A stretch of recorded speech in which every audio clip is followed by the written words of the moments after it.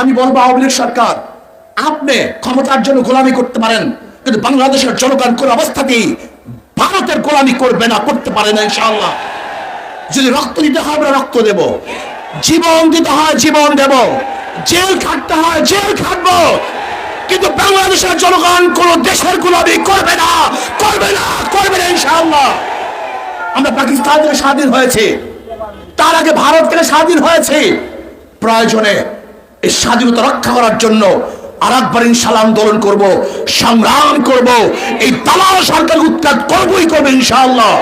রাজনীতির অন্যতম সংগ্রামী জনতা আল্লামা মুফতি সৈয়দ মোহাম্মদ ফয়জুল করিম শাইখুল চরমনাই হাফিজাহুল্লাহ।